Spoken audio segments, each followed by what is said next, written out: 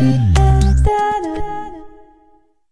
like to go ahead and call this regular meeting of the Board of Selectmen to order for Monday, February 5th, 2024. Thanks everyone for coming. So this is a combined regular meeting as well as a continuation of our discussion about the fiscal 25 budget, which we'll get to as part of our new business discussion here in a minute.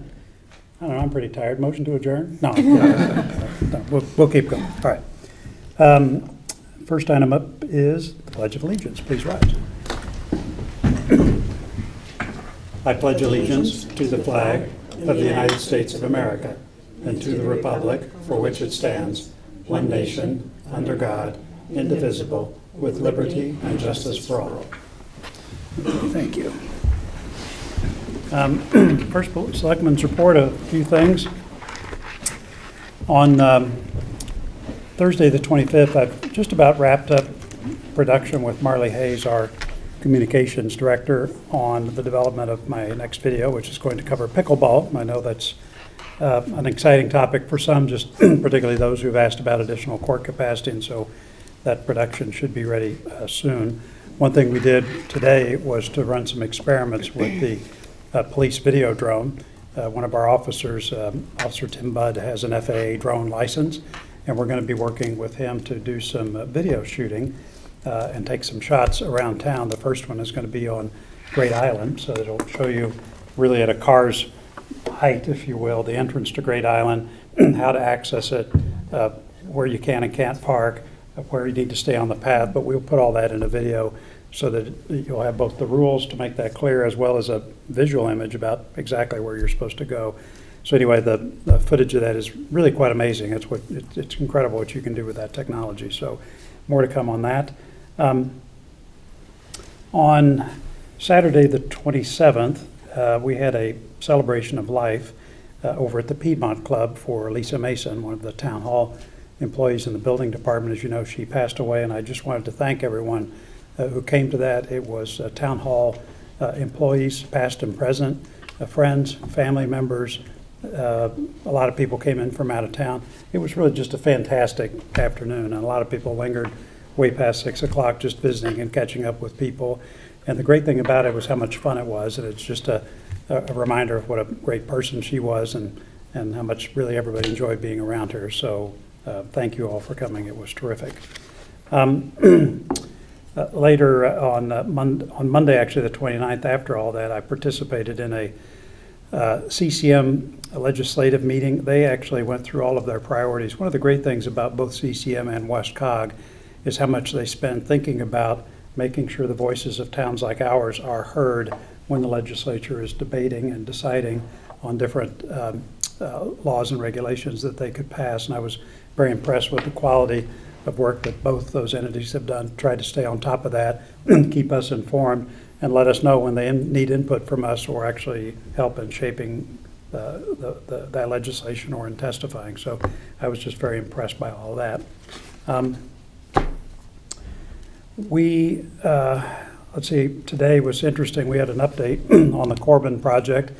As all of you know from just driving down the post road, they have seriously embarked on the phase 2 and final phase of that project. That's going to take another probably 2.5 years. I think end of 2026 is when that would be fully completed. But there's going to be an awful lot going on down there, so please be careful in that area. They have done a lot to sort of keep it separate and safely organized, as you would with any professionally managed project. Good news is once we get through that construction, and you've seen some of the renderings, it's really going to be just as amazing as phase 1, and I'm looking forward to seeing all that progress. Last thing that I would mention is we had an announcement of a retirement this past week. So Chief Don Anderson, our Chief of Police, announced that he is going to be retiring April 1st of this year. And what's amazing about that is the Chief has been with the department for more than 40 years and has been Chief, I believe, for 4 years, if I have that right. His father was a member of the Darien Police Department for 30 years, and he was Chief for I don't know how long, maybe longer than that. I don't know. I can't recall. But between the two of them, father and son, those two gentlemen served the Darien Police Department for 70 years. And it's just a remarkable testament to their commitment as officers and their commitment to this town, to have people like that who would make that kind of career dedication. I was really just amazed by all that, and hear the stories about the dedication of both those folks. We are going to celebrate Chief Anderson's retirement in due course and try to make that a town recognition of his many years of service. And while we're sad to see him go, it's just been terrific to have someone of his standing at the head of our police department. I'd like to thank the Police Commission for their efforts in this regard, particularly the work that's upcoming in terms of appointing our next chief of police, which is their responsibility. Kim Hufford's the chairman of the Police Commission, and she gave me a call today to let me know that she was working on that, and I said anything that the town could do to be helpful with that process, but also with celebrating and recognizing Chief Anderson's contributions over these many years, we would do. I will read the last paragraph of his resignation or his retirement letter, which I have right here. I leave you with the words of the immortal Ralph Waldo Emerson. To know one life has breathed easier because you have lived, that is to have succeeded. To those residents, business owners, and visitors to the town of Darien, whose lives I may have touched in good times and in bad, I thank you for the opportunity to have provided public safety service for over 4 decades. And I know with utmost certainty that some whose paths have crossed with mine have in fact breathed just a little easier. For that, with sincere appreciation and humility, I count this career a success. I'm not sure that it's possible to word a letter like that even better, but just my personal thanks to Chief Anderson, to his family for putting up with, I'm sure it was a lot for him to have that career, and certainly on the behalf of the Board of Selectmen, we're grateful for his many years of service. That is all I have for my comments. Kate? We will be meeting with representatives of the Town Hall Union this week, beginning to lay out the negotiation plans for the upcoming. And the application period for the Parks and Rec Director closed last week, so we have about 13 applications. We have some really good ones in there.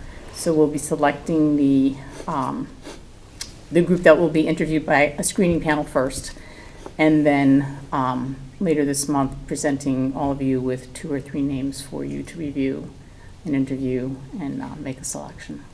So that would be a process like we did for similar to what we do Susan for the when personnel, Okay. right? All right, terrific. Well done, that's terrific. We've got a lot of qualified candidates. That's an important spot.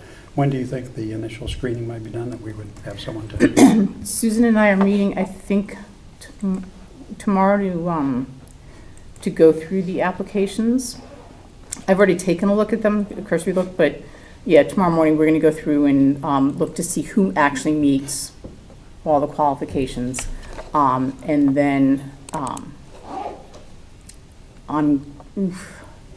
it's going to be tight because I'm taking next week off, and then I think Susan's taking the following week off, so it might not be till the last week of February before we can actually schedule the interviews. Okay. Anything else? No, that's it. All right, terrific. Board liaison reports. Mr. Burke. The Blake Review Board will next meet on February 14th. We did not meet in February because there were some quorum issues. So Okay. more news then. All right, thank you. Marcy. No report on Oxbridge Building Committee. I think we're still waiting to see what our last meeting might be. Mental Health Task Force, we will have our large meeting on Tuesday, so I'll have an update. Tomorrow. No, Or next I'm week. sorry, a week. Next week, Yeah, got it. next Okay. week. Okay. Monica. Great Island, we have a few things on the agenda for that, so I'll just cover the things that aren't on the agenda. We are going to be hearing about 23A, the expansion of 23A tonight. That will go, there was a public hearing for planning and zoning and last week, and tomorrow the commission will be deliberating on that.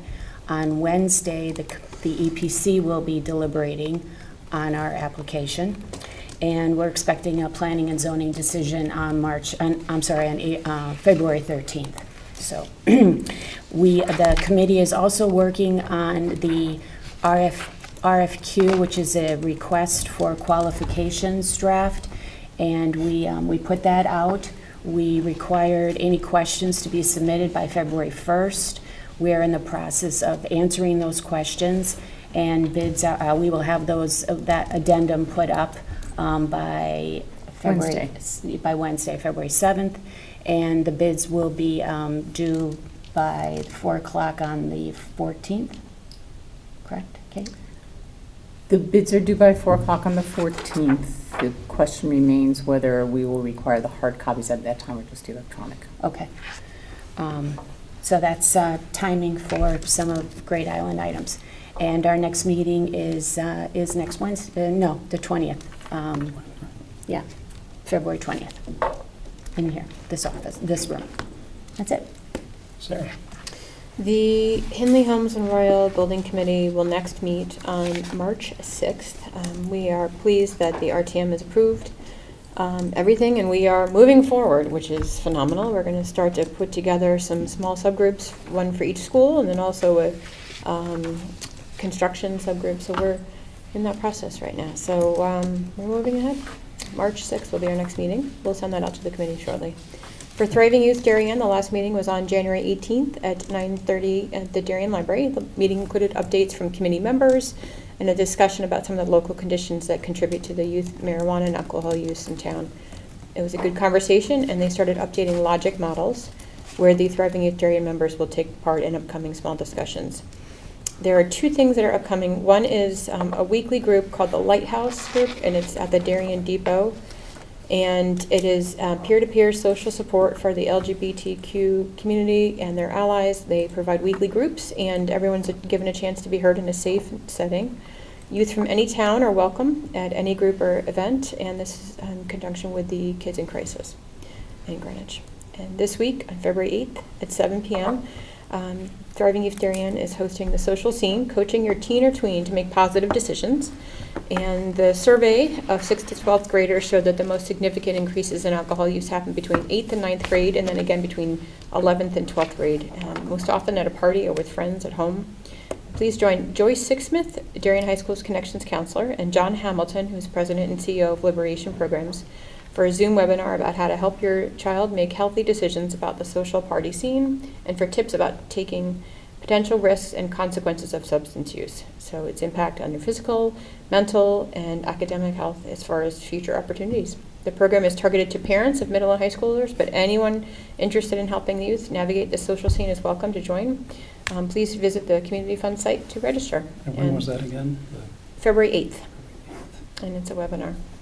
And the next Thriving Youth Darien meeting is on March 21st. Terrific. Okay. All right, Kate, any public comments? I did not receive any. Okay, great. All right, new business. First one, discuss and take action on request to approve plans for improvements to parcel 23A. Greg and Kate. Good evening. My name is Craig Flaherty. I'm a professional engineer licensed in the state of Connecticut. I work for Redness and Mead on behalf of the town. We prepared the design drawings for the new driveway on parcel 23A, along with Matt Pop, who's a landscape architect, not with us tonight.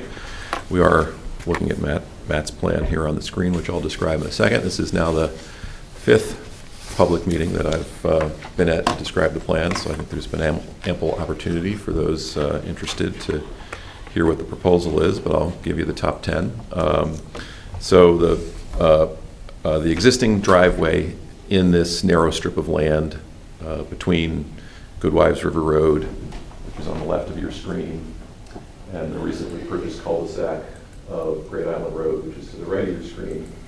In that 50-foot strip of land, there's an existing driveway. However, that driveway is too narrow to facilitate safe two-way traffic, one. And two, that driveway actually bows a little bit onto the neighboring property that the town of Darien does not own. So we have to do two things. We have to move the driveway over, and we have to widen it to a usable two-way width. So it goes from about 17 foot wide today, curb to curb, to 22 foot wide tomorrow, curb to curb, but it is also moved over. It is effectively building a new driveway or new road, more than it is widening an existing one. There will be an addition of a sidewalk. There'll be addition of a lot of plantings. 4 streetlights are proposed, which is super minimal across the 1,000 feet of length or 950 feet of length. As Monica mentioned, we made presentations to ARB, Architectural Review Board, EPC, Environmental Protection Commission, and Planning and Zoning. The entrance, which everybody's most familiar with as you drive over Rings End Bridge and you look at the old gates right in front of you, does need to be revised. This is the diagram of what the new gates and piers will look like under constructed conditions.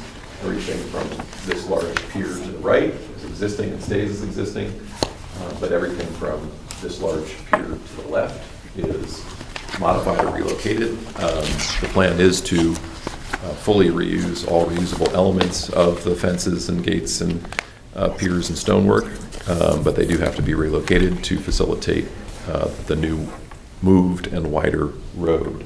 The sidewalk you see here represented by the standing person will actually be between 2 piers. We're trying to replicate the narrowness of what you see, just so that it feels similar to the way it feels today, and it creates this idea of something special beyond. Storm systems will be retrofitted so that water quality is addressed before water running off these surfaces will flow into different sections of Long Island Sound. That's the big picture for this first bit of work to facilitate public access to Great Island. So the Great Island Committee also discussed this at considerable length. Monica, did you have any comments on sort of their input and recommendation to us? No, I think that there has been a tremendous amount of work on this, Yeah. and a lot of input from the community and from the committee, and they are in full support of this. Yeah, as am I. I mean, just it's been comprehensive. It's covers all of the things that you would want to address with this, not merely the plans and aesthetics, but a lot of important box checking around the impact of the project itself, how it's going to be managed and handled, and you read through the notes that they prepared. It's very thorough. Kate, what's the next step in terms of our approval tonight, or what we're in both Well, we're doing this meeting and then what happens right after this? You have to approve it because the charge for Great Island, for the Great Island Advisory Committee, required that the Board of Selectmen Okay. approve what they do. But the committee has already taken the steps that they need to go to P&Z and the various land use boards. Okay. Are there any questions regarding this plan generally, or for Craig? Are we at just a development as far as the design, or have they had any estimates about any of this, or? We're working on cost estimates now, and we'll be working with Mr. Gentile shortly to kind of put those together. So I assume through construction, this is going to have to continue to be an active roadway for people to get. So that's been thought of. So because the existing driveway, again, is towards the west, north is that way, the bottom of the screen, the idea is that it's going to be built in 2 phases. So everything east of the existing curb line will be built first, while traffic is managed access. on the existing driveway, and then once that new portion is built, it'll be flip-flopped and the rest finished. Good. Other questions? Okay, so you need a motion to essentially approve the plan. Mhm. Okay, could I get a motion, please, to approve the plan as articulated by Craig? Monica moves, Mike seconds, all in favor? Perfect, thank you. Okay. Next up, discuss and take action on proposed leases for Great Island and recommend same to the representative town meeting. Monica. So if you remember, the Board of Selectmen met on January 8th, and we discussed the extension of the leases for the tenants that are on the property. Today, we received notice that Serenity Stables will not be staying on the property past March 1st.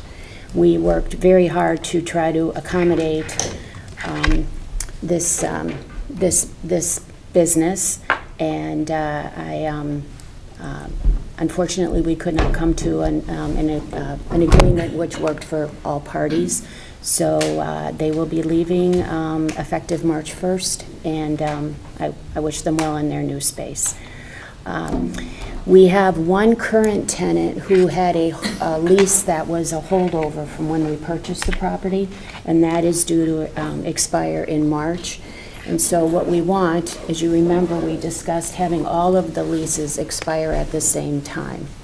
And what we are doing is offering an extension to the current tenants, of which we have 5 now, to extend their leases until July 31st of 2025. And that is due in part because we recognize that the work we're doing with this RFQ and this RFP will take some time, and it would be beneficial for the town to continue to receive the rental income. So one of the things that we will be discussing and voting on is the extension of the lease, the specific lease for 18 Great Island. That's the one resident that had the holdover. The other thing that we will be voting on is an extension agreement for the other 4 tenants, and that is simply, all of the terms are the same as what they have in their current lease. This lease will just expire July 1st of 2025. And these all have the same 90-day notification. We also have a pet addendum that we are asking the board to approve. We have a pet addendum already included. This is just an improvement on that, and we're looking for a little bit more information on the names and descriptions of the pets, and also a requirement that they be on leash at all times when they're outside. So that's kind of it in a nutshell. So kind of 3 different areas that we're taking a look at tonight. Any questions? No? Okay, so we take them one at a time? I don't think you need to. If there's no, it's all to bring them all in line to expire July of 2025. I don't see why you can't have one motion to ask the RTM to approve the extension of the leases till July of 2025. Okay. Yeah, the only thing I would just add is that just kudos to Monica and to our attorneys at Curtis Brinkerhoff. They worked quite extensively to sort through these leases, think about the appropriate terms, both in terms of financial and terms and duration, and to make sure that we had a professionally prepared lease for each of these tenants. And I think the point of having them all expire in July of 2025 essentially unties our hands at that point, depending on where we're going to take things with regard to what the committee develops with, for ideas for taking Great Island forward. And by having these leases all expire concurrently around the time when our plans might actually be at the point where we could start to take physical action and development, seemed like a good idea, and that's why we picked that date.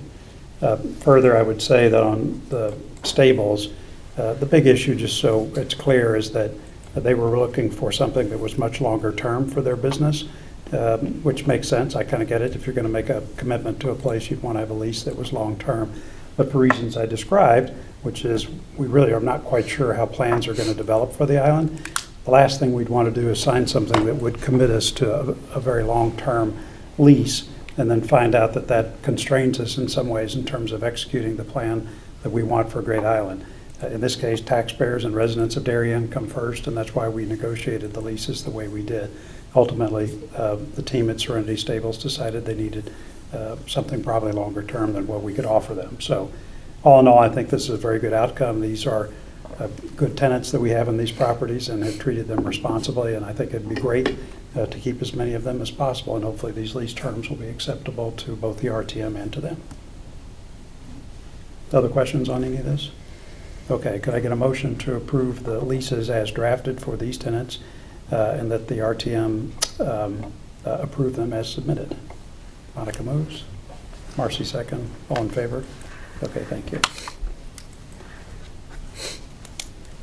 Third item, discuss and take action on a request for funding for preparation of permits and cost estimates for the dredging of the Darien Harbor Channel. So you have the memo that the commission sent to us requesting the funding. This is, it comes down below, I wish I had the map, now tell. I think don't know if we included the map. Yeah, you saw the map. So it comes down below where the boat club is, and it's a channel. It hasn't been dredged in quite a while. This is simply to get the permitting process going in the sediment testing. It doesn't obligate us to actually do the dredging. And I think before the town commits to actually doing the dredging, we should investigate having the boat club and the yacht club share in the cost. Because as was explained in the meeting John and I had with the chairman of the co-chairs of the Coastal Waters Advisory Committee, this really benefits the boaters. It's not a environmental issue if we don't do it. So the primary beneficiary is the boaters. So if my thought was that not everybody in town is a boater, so those who benefit the most should share in the cost. But that's my opinion. That's a decision you all have to make. And to add further perspective on this, so if you think about Pear Tree Point, the boat club is there, and there's the waters around the boats themselves that kind of go up to where that gas pump is. Well, if you go past that and kind of into, out towards Long Island Sound, that's the part that we're talking about, not the part that's part of the boat club. And as Kate says, this has been dredged before. The last time was in 2001, and so there's sediment buildup over time with waters like that. Our hope is that and what the study is going to do is it's going to go out and request that we do testing and provide a testing plan to, I think, both DEEP and the Army Corps of Engineers. Yeah. And then they'll approve that plan. Then these guys will go out and actually do the testing. They'll evaluate that. And from the testing, we'll learn whether the sediment in that particular area of the water is overly contaminated. If it is contaminated, it's got to be removed and then taken to a site. You can't just dump it in Long Island Sound. But if it's not contaminated or not contaminated above a particular level, it can be dredged and taken out to deeper waters in Long Island Sound and just dumped. So if it's the latter, where there's not contamination, this is kind of a $300,000 problem, zip code-ish, or at least I've been told. That, I don't know that. But if it is and it's got to be taken out and dewatered and shipped to a disposal site, that's obviously going to be a lot more money. Yeah. That aside, the cost we do know is the cost for this survey, of which about $16,000 is the consultant, and then there's another $9,000 or $10,000 in testing fees that we have to do, which is why we're requesting, what is it, $26,000? Sorry, $26,500, sorry. Right. So that's the reason for that particular amount for this request. So I think this is absolutely something we should do. As I said, it hasn't been done since 2001. And we will explore options for cost sharing once we have the test results and we have a sense of what this will cost. Other questions on this? I mean, I think it's absolutely proper that we investigate and discover exactly what needs to be done and put a price tag on it. I know that we've had the philosophy of user-driven cost sharing, so whether that turns out to be a full freight or a percentage, I think is ripe for a further conversation. But I think we're doing the right thing with the right attitude at this moment. Terrific. Other questions? John, I have a couple. And this is a technical question, but the material that we dredge and then we take out into the sound, do we need any other community's approval to dump it out there? I do not know. Kate, are you aware of anything like that? No, that's a good question, but I don't know how far out we go, if it's within our waters still, but that's a really good question. I don't I know. would imagine we probably have to contact the state on that, no? Well, Well, I would think DEEP or. Once the would test probably know. results, as part of that, they will give you permission to do what the test results suggest is possible. But you're right, I don't know whether, even if you have that, whether you still have to get permission or at least notify folks in the vicinity of where that would be done. Yeah, I'll have to find that out. Yeah. And Kate, I'm just confused on this. We have account name is contribution from fund balance, and then we have current budget of 2.64. What is that? So that is a revenue line in the reserve fund. So the current contribution is $2.6 million. We would be increasing that. So what we're doing, instead of saying from and to, we're actually raising both sides of the budget. We're raising the revenue side and the expenditure side. So we'd be raising the revenue that we're taking as from fund balance and raising the expenditure side. It's not your normal style transfer, but this is how a special appropriation works. She's been adding the balances for the past couple months. This is the second one. Okay. Okay. And then you said the boat club and the Noel Yacob, did they participate in the dredging procedure? It is my understanding that they did the last time. Okay. Yeah. And, you know, there's a project out there for improvements at Pear Tree, Right. and some of that includes dredging. If everything worked right and we were going ahead with that project as well, we might try and time them so that they happen together to save on the mobilization costs. That was my next question. Perfect. Okay, no Yeah, more. so, because we're going to have, because it's expensive and because it's significantly more than what we had originally envisioned, this Pear Tree Point Beach project, which includes both the parking lot and the flooding issues on that lot, as well as dredging from the boat ramp that's right at the top there of the parking lot that goes around the boat club and all the way to basically the gas station, which is kind of right at that point where the boats go out into the sound. The dredging we're talking about is after the gas station that goes into the sound that way. The dredging that's part of the Pear Tree Point Beach project is from that point but back in where the boats are and all the way up to the boat club ramp. That project includes both that dredging as well as the parking lot. The dredging we're talking about has nothing to do with that, but to Kate's point, if we can get everything done at the same time, we'll save costs on mobilizing equipment and just have it all done at once by the same company. Do our permits expire at the same time? They don't have permits yet, They don't, okay. so they would need to get them.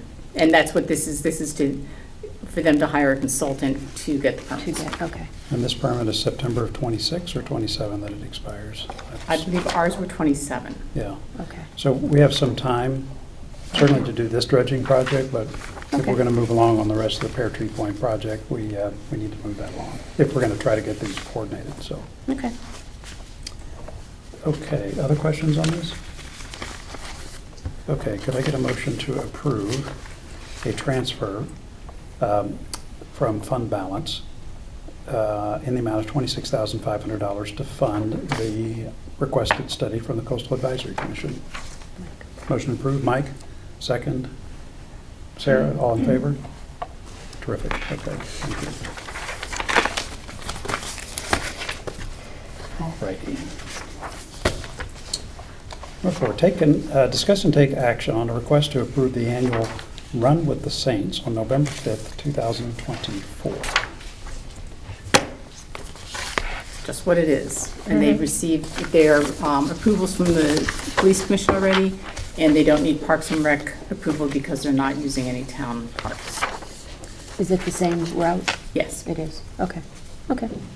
Okay, are there special defibrillators for participating Board of Selectmen members, or can I bring a cardiologist? I did do it one year. You It's got my church defibrillated? and they're lovely. No, I'm sorry. Got it. Okay. No, I think this is terrific. We've had this in the past, but obviously just requires our blessing, if you will, so. That's hilarious. See, Jack, I get support from my audience. Okay. That's the reason he's in the back row. Heckling. Happily, thanks a lot. Okay. Well, clearly we need to move along. Okay, do we need a motion to approve that, Kate? Yes. Okay, motion to approve the request for the annual Run with the Saints. Mike moves, Marcy second, all in favor? Okay. Great, thanks to everybody who is organizing that. Okay. Okay. Do you want to move to the to the other business or the old business and the minutes before we get into the budget? Yeah, let's do that in case Get that anybody done. wants to go. So the other old business is to discuss and take action on proposed Great Island pedestrian access guidelines. Monica. So we discussed this at the last meeting, and we subsequently met with the police department, and we also met with the Department of Public Works to discuss parking restrictions and signage. And we made a couple of edits to the rules and regulations, but these are mostly just typographical. There's nothing of substance there. So you have the new rules and regulations in front of you. The police department, the Legal Traffic Authority, has approved the rules and regulations, and our town council also weighed in on this. As far as outside of the rules and regulations, there was a lot of concern from residents about parking, and that is something that we looked into.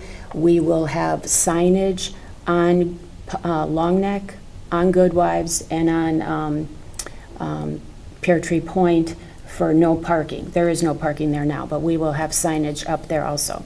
We will have signage at the front of the entrance before you even get into Great Island. We'll have a welcome to Great Island and temporary access rules and regulations. We'll also have I think we've settled on a stop sign, no vehicles. And we will have those signs also inside at the traffic circle at the entrance to the island from the causeway and from the main road.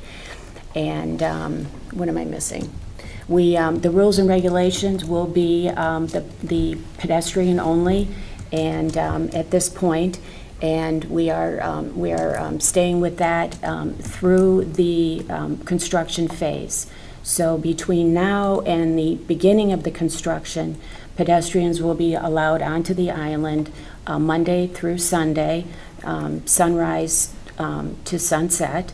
And once construction starts, the team needs access to the road, so we will ask pedestrians to just access the island on the weekends, on Saturday and Sunday. So, and that will take us through the end of construction. So roughly, we're thinking that this will take place, go into effect on March 1st, and we're looking for construction to start sometime around April 1st, with everything working out well, and that construction should end sometime in July. So, any questions?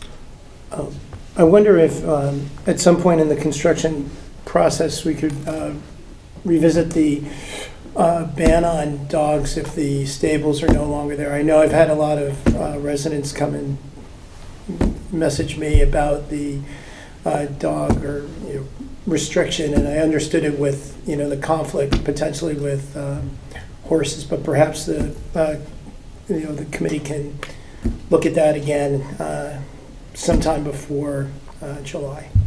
I think it's a great idea. I think that's a great idea. I think that the horses were an important part. There are other things on the island. I think the residents are aware of coyote we all have coyote, well, hopefully we don't all, but there are a lot of coyote that are in the vicinity. And we have other wildlife on the island. We have a pair of bald eagles, actually. I saw both, which was pretty exciting. So, but yes, I think taking another look when we get done with construction would be a really good idea. Marcy? So where would you suggest to anybody who does want to access the island and doesn't live near it to park for the time being? I think parking at Pear Tree. Pear Tree? Yeah, and walking over carefully. Okay. Yeah, the parking's not ideal, but for right now, for pedestrian access, Pear Tree Point is where you got to park. There's really just not any other place to park. No. You can get an Uber to take you to Great Island and come pick you up. I mean, not to be patronizing, but that's just a way to get that done, and drops you right off there. Even if you park at Pear Tree Point, there's a little bit of a walk to get to Great Island. But once it does open up on March 1st, we would love for people to come check it out. It's open to pedestrians, and we'd encourage people to come in and take a look. Our signage that we're going to have up there is going to have a QR code that you can scan to get the complete set of rules. It's also going to be available on the town website. But the main rules that you got to find or follow are going to be clearly posted on a sign right there at the entrance of Great Island. So we would encourage everybody who does come to the island to please treat it responsibly. Just Monica's comment about the fact that there are bald eagles down there. It's a stunning piece of nature, and I think minimizing our footprint as we interact with that nature is something that will ensure that that's an asset we can all enjoy for a long time. So, but just my personal thanks to Monica, the Great Island Committee, to get us to this point. I know it's taken a while to get access opened up, but it's going to be terrific. Please go take a look, and a lot more to come on this project. Yeah, we're really excited. I mean, we didn't want to get, I don't know what that saying is, don't let perfect stop you from, Be the enemy of the good. or the Right, is perfect. that? Yeah, it's a but- perfect yeah. good or a good Yeah. perfect step. I don't know. Yeah. Anyway. But the committee really felt strongly that getting people out there onto it and letting them experience the island for themselves would help form, opinions about what we want to do longer term. So that's one of the really goals of this. So, and as John said, we have limited. It is pedestrian only. We have no laboratories, so there are no bathroom facilities, and there is no parking, so there are no cars. It will be monitored by our police department. So I just hope everybody during this soft opening adheres to the rules. Yeah, and we'll certainly take input from folks as you've experienced it in terms of suggestions for us. What could we do differently? Monica's words are right on this. It is a soft opening. It's an experiment. Let's see how things play out. And as the experiment progresses, we'll take your input and we'll make it better. So, okay. Do we need a vote to approve those rules? Yes, we do. Okay, could I get a motion to approve the access rules proposed by the Great Island Committee for access to Great Island starting on Friday, March 1st? Monica moves. Marcy seconds. All in favor? Terrific. Okay. All right, why don't we take a look at the minutes?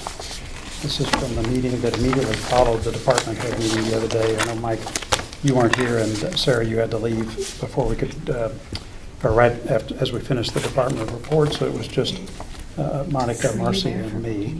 The only change I had was down under board liaison reports. I think that's supposed to be application for 23A, not 22A. But other than that, I think the minutes were just fine. Anyone have any comments on those minutes? No. Okay, motion to approve the minutes of January 23rd, 2024. As amended. As amended, thank you. Marcy moves, Monica seconds, all in favor? Okay. Okay, which takes us to our last item on the agenda, which is budget review. Kate. So if you give us a minute or two to get set up.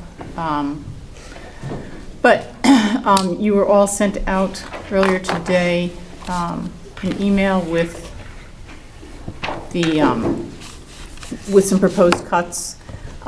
These are things that either came to my mind or Jen's mind, or we heard you talking about at the meeting. So I think that's where you should start, is looking through what changes you might want to make to the budget before we talk about, before we look at what the mill rate is, on the theory that what's the budget you want to have. And Yeah. then take a look at what that does to the mill rate, and if it's, you might need to make more changes.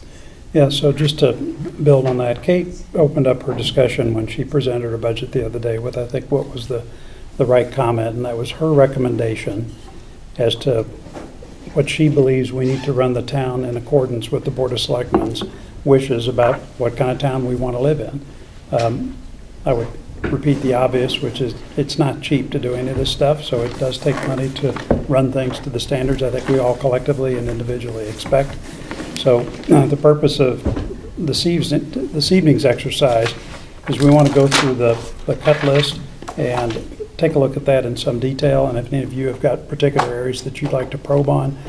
Kate has also done some research to answer some of the questions that members posed at the last meeting, so we can Right. go through a couple of those and get those questions answered.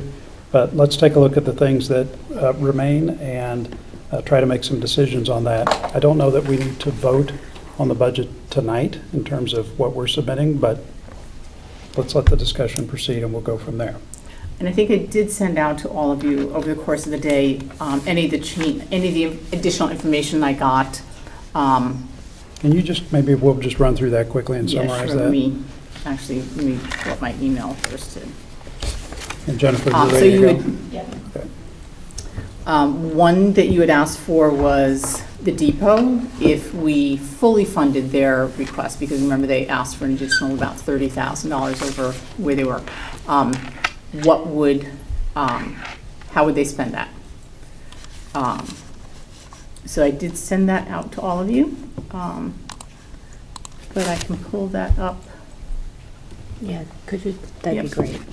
Well, I can't pull it up on, although, I did attach it to OpenGov, let me see. Let me go there.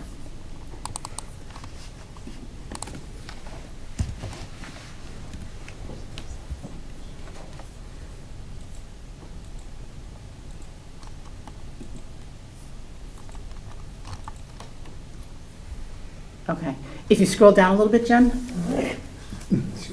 Okay, so you see what they're talking about is the adding in Friday night, additional programs on Friday nights and on Saturday nights. Then there was just also narrative. So.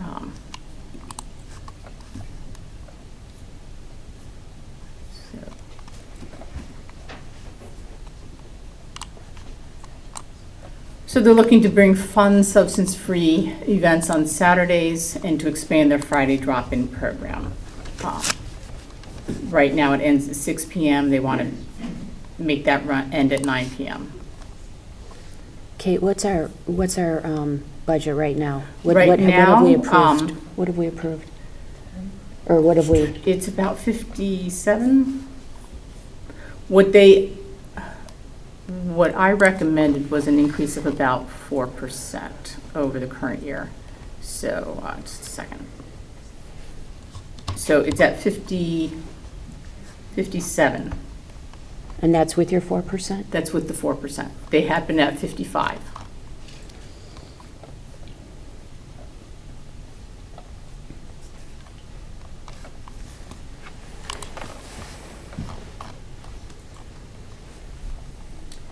And I just want to look at one other thing.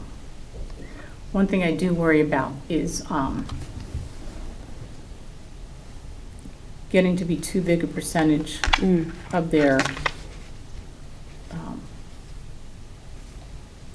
budget.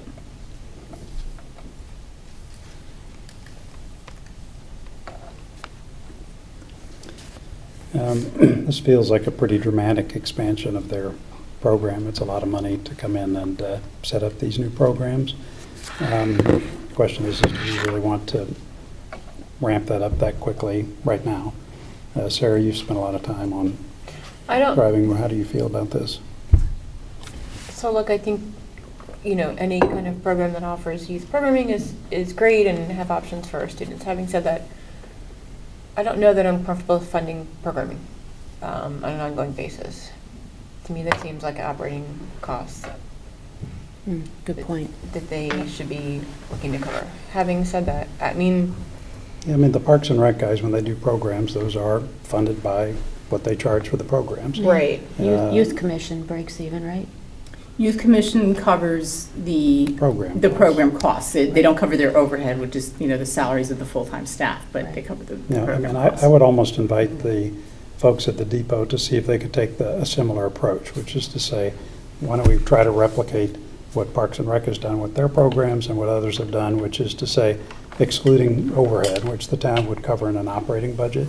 If you want to do these programs, attach a cost to it sufficient to cover that program and put it out there and see what kind of uptake you get. Like how many people want to sign up for this if you've got a cost.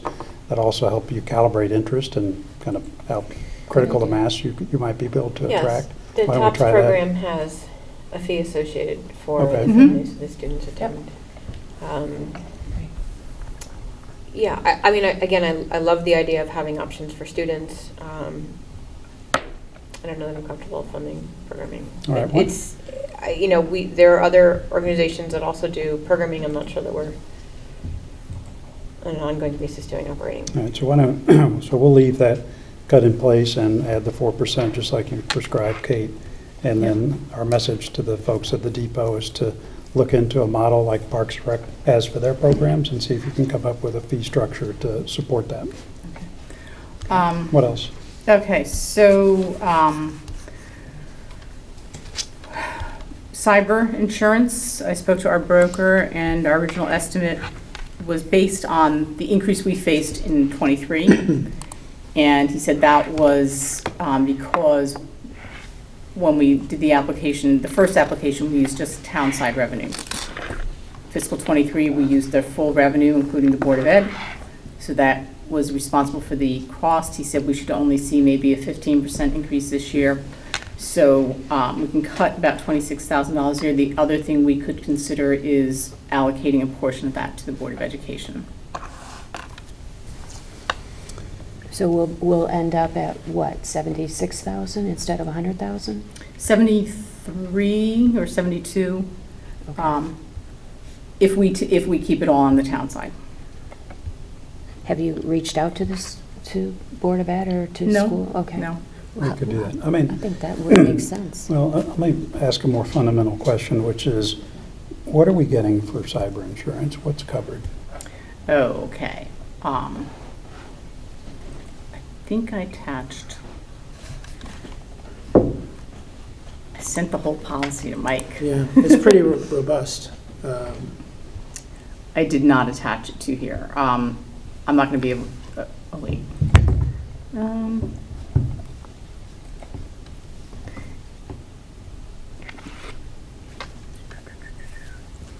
I mean, if I just think about a premium of, what is the premium now? It's About 73. all right, so for $73,000 a year, what am I getting in terms of coverage? I mean, let's assume there's a cyber disaster. So what does that get me? Okay, so the coverage, our coverage is $3 million is the limit. We are covered for network and information security from third-party regulatory defense and penalties, PCI fines and assessments. That has to do with the credit card, accepting the credit cards.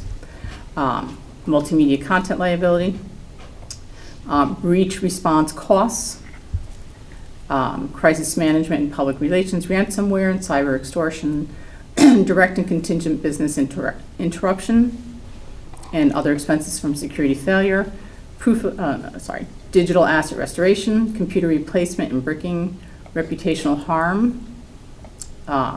There'd be costs for court attendance, and then funds transfer fraud and social engineering, which has the lower level service fraud, including cryptojacking.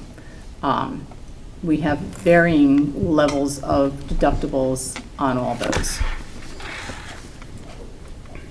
It was a recommendation of our insurance broker that we have insurance.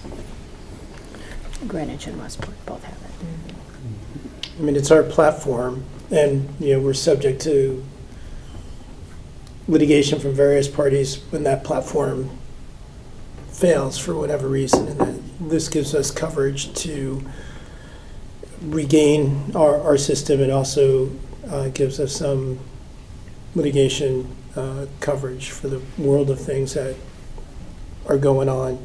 Now, I wonder ultimately, and I looked through the policy to see about things related to, you know, artificial intelligence, and I wonder if that's the next thing that comes up here with people having the ability to create pictures and images that are false, and if they get them onto our, you know, website. I mean, I think that's, or some of our platforms, that may be a thing to, you know, look for in the future. I don't know if anybody writes, you know, coverage related to that.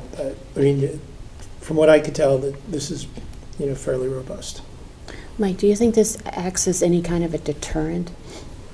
No, I think the people that are out there who do these They're things not looking to see if you have coverage? will do that. You know, they're just going to do what they do. I think this gives us some ability to recover our systems and deal with emergencies when they come. I don't know, I've had a skepticism of this kind of insurance for a while. I mean, this is very expensive to buy this stuff. I get the coverages that you sort of mentioned there, but we have to ask ourselves just how serious of a threat is this? And if you think about sort of the major threats, which are data loss, right, and loss of, say, money, like if money's stolen or fraudulently taken from the town, just how much of that could we self-insure, say, on the financial side, and how much could somebody really take? And then in terms of data loss, how much of that can be set up in a redundant backup where it doesn't really matter what they do. We've got separately backed up systems. And even if they do get it, what is $3 million really going to buy us? I mean, if you think about trying to go recreate stuff that simply has been lost and was not covered in any kind of backup, at least from my private sector experience, I assure you $3 million is not enough to go out and recreate that. And so I'm not saying we can't do this. There are professionals who recommended that we should have it. But on this, maybe over the course of the year, let's take a close look at that and not just be lemmings and say, oh, yes, everybody has cyber insurance, so we have to have it. I'm not satisfied with that answer. So I think it's good that we have a cut here and that it's aligned with what they think the cost increase is going to be. But kind of to Mike's point, there's an awful lot of rapidly advancing technology and AI. And what if they come up with something that makes me look even more handsome? I mean, my God, I mean, that should be an insurable event. But in all seriousness, I don't think this is something we should just accept without scrutiny. So I would like to look at more closely. Okay. But I'm okay with it right now. Okay, another thing you had asked for relates to fire. The Fire Commission did respond today. It was one of the later things that I sent out to you, and it's, they sent out information on the average response to calls. As you recall, you had asked about the number of rotation gear that they were recommending. For cleaning. For yeah. cleaning. Okay. And so they sent out, let's see. So they said Darien had 12 calls coded as structure fires with 19 firefighters on average. Norotan 10 with 15 firefighters on average. And then the Heights had 9 with 17 firefighters on average. And then they gave us a list going back to 22 of actual house fires, which result in a much higher turnout. The lowest turnout was 53, and the highest was 70. So that was in response to that.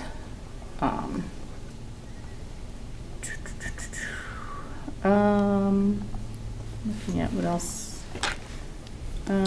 So we didn't cut that, right, Kate? We did not. Right. Did they okay. decrease it by how many? That was one of my thoughts, that if we wanted to cut it, then, one of the things you could do is go from 10 per department to 7 per department. That's a possible cut you could make. The Darien Fire Department, you had asked for detail on 2 of their capital requests. I received no response. And I did tell them that that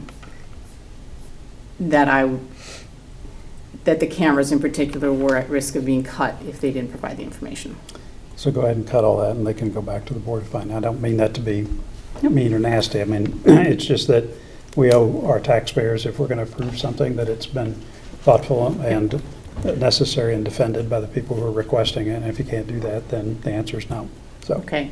On the negative side, reached out to the Director of Health, and yes, we did have double counting on their water supply permits. That was $5,000 that has to, on the revenue side, come out. And looked at the information that the tax collector said on what we billed for motor vehicle supplemental. So because I thought that the number in the budget was too high, knowing that with growth in the grand list, the mill rate was likely to come down. And motor vehicles usually do not appreciate in value the way that property does. So based on what we billed out this year and assuming the mill rate reduction, just making a swag at what it might be, I think we need to reduce that revenue estimate by $100,000. Okay. one of Kate, the you're going the wrong way. Oh, I'm sorry. Maybe everybody will go out and buy like Porsches next week or something. I kind of want to march through just all the items on this list. Right, so but those were one- the ones, those were all the follow-up ones. All right. So Okay. Kate, do you know if we go to 7 sets versus 10, what that is, what savings that will produce? That would produce 30, no, what'd I say? 30, yeah. 30,000? They're around 3,000 a set, right? Okay. 3,800 right now. Mhm. It's just, if you're looking for places to cut, that's, and then maybe you buy them some more the next year. I think the concept that they're going for is right. And I appreciate that they're not saying, well, let's just buy everybody 2 sets of gear. Right. All right, so let's start at the top. The first few are ones that we know we can do. In the building department, we will be hiring a new employee, new administrative assistant.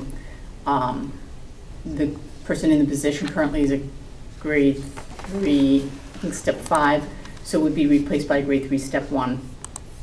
So we can reduce that budget by $75.92. And then, as you recall, the library gave us new numbers. Mm-hmm. Okay, so that's at 13,000. There was an error in the registrar of voters budget, so we can reduce that by 4,200. Public Works and Park and Rec facilities, those two go together. So a member of our Park and Rec crew resigned last week. So replacing that person, he's a grade 4, step 3, with a grade 4, step 1, will save $3,900 in Parks and Rec. We have 2 employees in the Public Works Department, one that are both in grade 1. We anticipate that they will apply for the grade 4 jobs. So there would be replacing them with a new grade 1 would save us $1,700. The thing is, one of the employees is 50-50. He's 50% general fund, 50% parking fund. So, Wait, I thought you said they're currently grade 1. right, so we have grade 1, Right, like, so one of the park rangers, he's a grade 1. right. If he applies, if he gets the grade 4 position, he's a grade 1, like step 2 or step 3. We would be replacing him with a grade 1, step 1. But he is a grade 1. Yeah, but he's going to a 4. So the new person would be Okay, go all from, right, okay. instead of paying for a grade 1, step 3, we'd be paying for a grade 1, step 1. Okay. It's not a lot of savings, But but there is savings. But there's savings. And actually, I don't think we included what the savings would be in Social Security from these, but that's minimal. And then the cyber insurance number. So some that, are not givens, but you could do. Some have low risk, some have moderate high risk. So on the low risk side, instead of hiring a consultant to do the town administrator search, do it internally.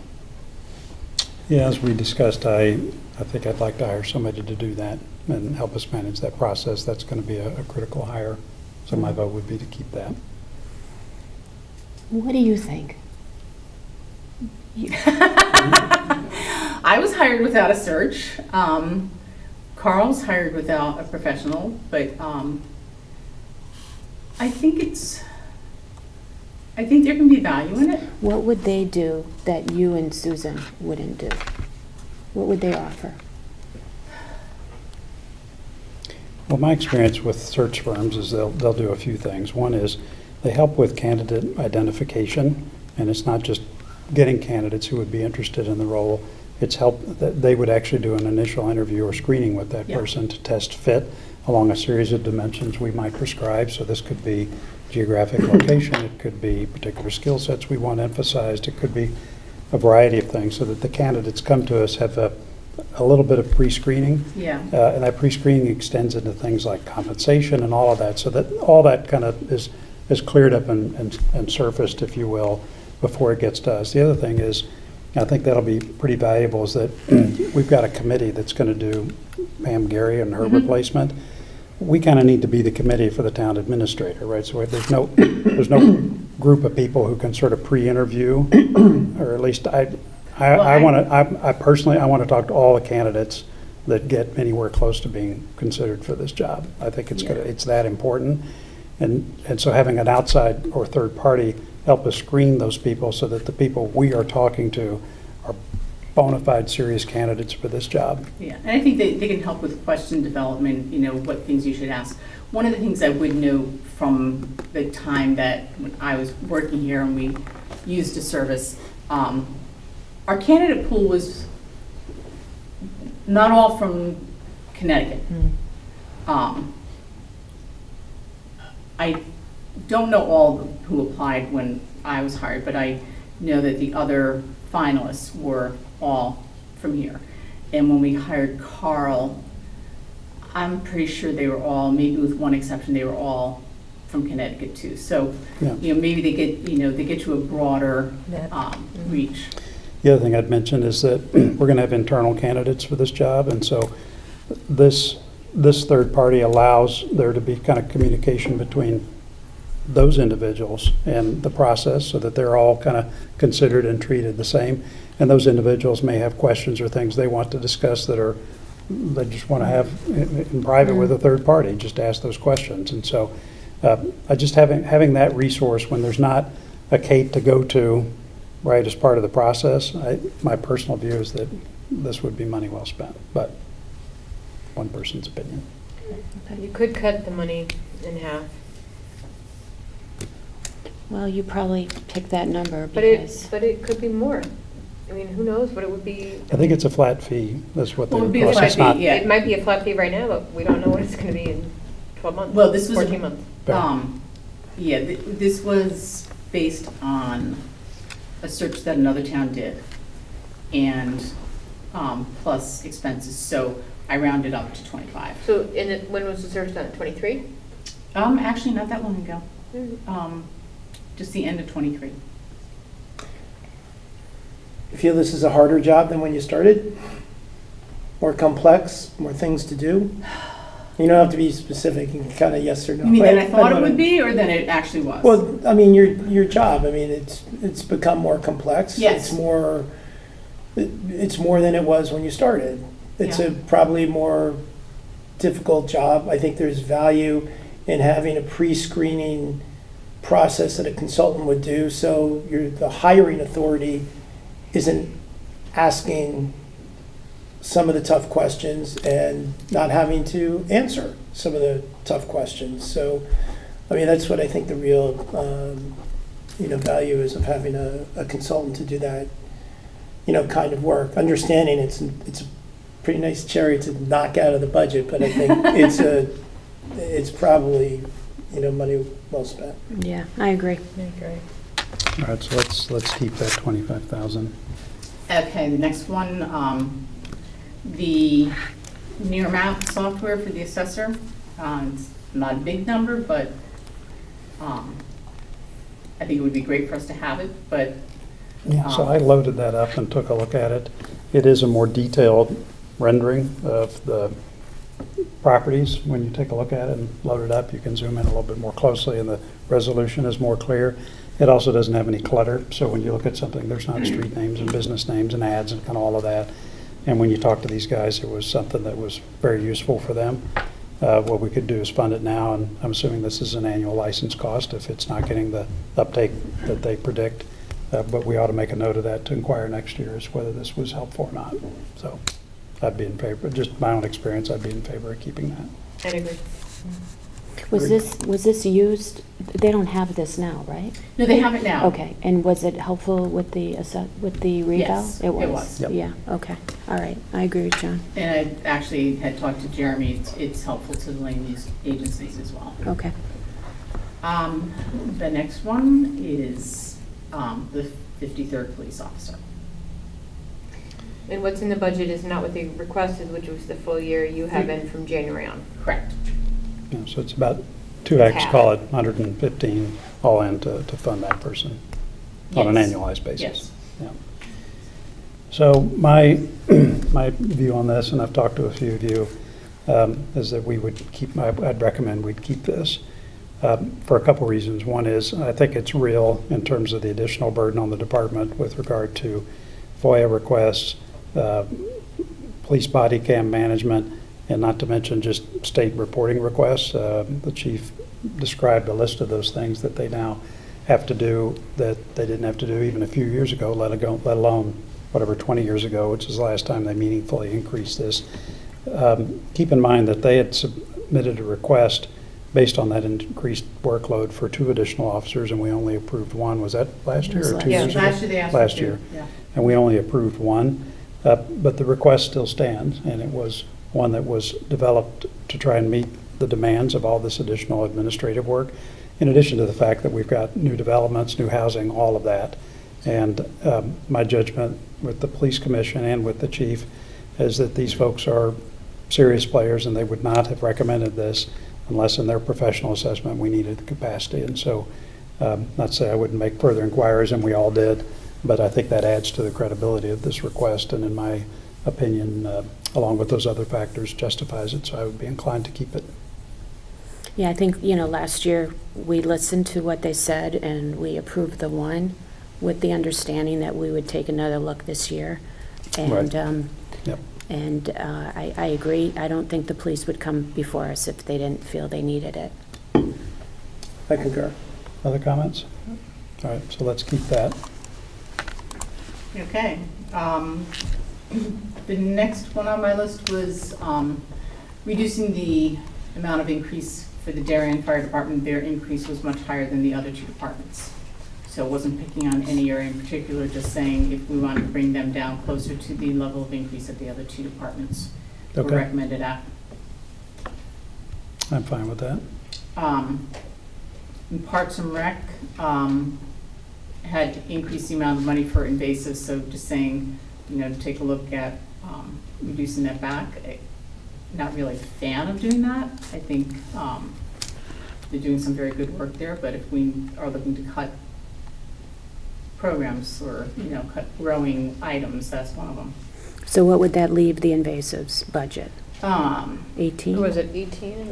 No, 18 was the kind of beautifying after the invasives were gone.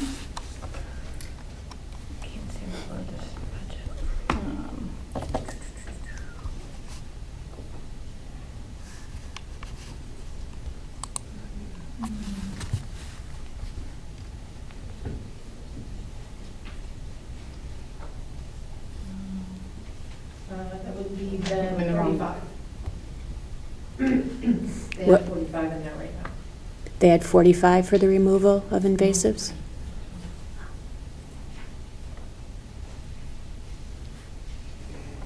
I'm fine keeping this cut.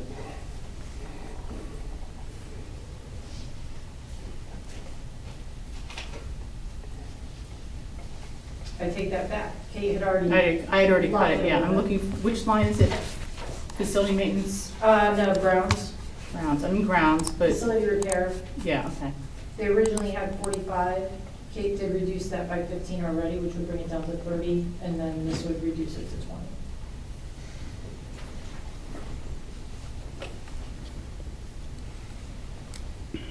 I'm okay with that. With cutting in another 10? It basically brings them back to about where they were this year. They had asked for 27,000 more than last year. I know we're trying to find cuts, and I know it's all about, you know, priorities, et cetera, but I know that they're really, really working hard on this. I would suggest we at least meet in the middle, cut at 5. I just get worried that if we slow down the work, it's just going to become invasive again, We're all right? back, and it's worse than it was. Yeah, I mean, that's my biggest concern on this one. Pervasive invasives. Well, and, you know, I know I'm the one throwing it out there, but during COVID, parks were one of the most heavily used things we have, so. Yeah, and if I understand correctly, I think that the department is really going above and beyond, the Park and Rec department, on tackling this problem. So I don't support another 10. I would support Well, 5. Tell you what, I mean, even if you were just leave it all there, I mean, this is work that's ongoing. It's pretty important for these places to look right. If you want to just take that 10,000 cut out, you've already cut it by how much from their request? 15. You've already cut it 15, so we have a cut in place for that. That said, I do think just Parks and Rec generally, and I mean this lovingly, but there needs to be a pretty strong improvement just in terms of clarity and precision with how they're spending money on these types of things. So if we were to look at their budget in more detail, if we had that detail about the invasive program, I think it would give us a lot more comfort in terms of where they are. So for example, has it all been largely brought under control and this is kind of a maintenance budget, or is it a lot more serious and getting worse? Are these particularly bad invasives like bamboo, or is it something that we can, right? I just don't have a feel for that. Yeah, and are they pervasive? You know, once we take So them let's out, do are they 5. gone? Yep. What? Do 5. Okay. So, all right, Monica's suggestion is we take it down by 5 instead of by 10. I'm good with that. Let's do that. And going forward, I would like to definitely see a comprehensive plan on Okay. Right, this whole Yeah. program. right. So that was good. They did send, this was not a request that I sent out, but they, we did receive information on what they would do Okay. if the money they had asked for planting was all funded. Okay. I'm fine with the compromise. Okay, okay. Like, Contingency, this would draw it back down to where it was for fiscal '24. Yeah, we didn't get a request to change that contingency, did we? I'm not kind of sure where this came No, from. I'm not So- sure either. I looked at the activity in there, and I don't see that I put it in. I don't know where it's from, but, In any case, In any case. we're not cutting their contingency. We're leaving it level funded with where it was last year. yes. And Mr. Davis is back there. We've been back and forth on this contingency quite a bit. The 175 is what F&B, I think, was comfortable with last year in terms of giving them some leeway for small stuff, which is what it was intended for, but not some of the big stuff that we'd had when I was on that board. If there's anything catastrophic that comes along, we'll flip it around and refund that account from the general fund real quick. Yeah. They really use it up. Yeah, So I- That's never a problem. I agree with that, so let's just fund them what they had last year. Okay. Okay. Fire Commission, this was a thought, they had asked for quite a bit of money for training this year. I do think, I think it's valuable, the classes that they're hoping to run, but if you were looking for money to cut, you know, maybe cut one of their classes. Employee benefits,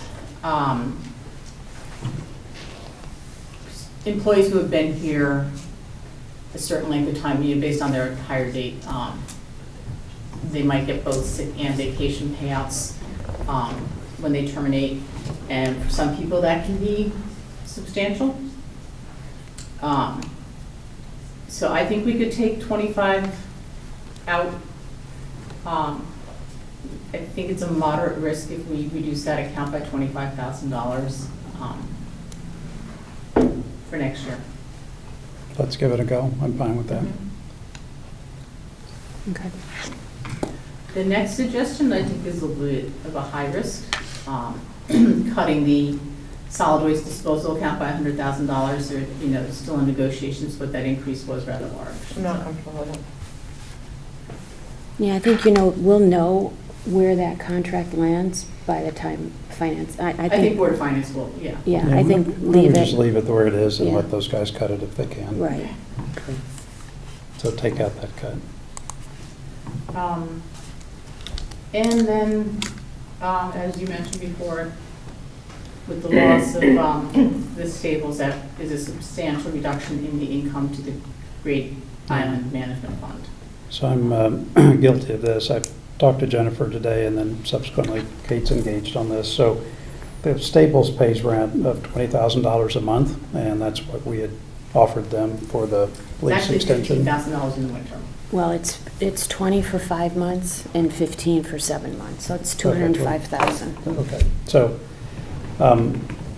what the point, so the way this has been set up in the past is that the funds that they were getting because of rent was what the Zieglers and the Steingrasses used to provide for maintenance for the island, right? So the rental income would come in for the various properties, including the stables, and then they would use that money to provide for care and maintenance of the island and the properties themselves.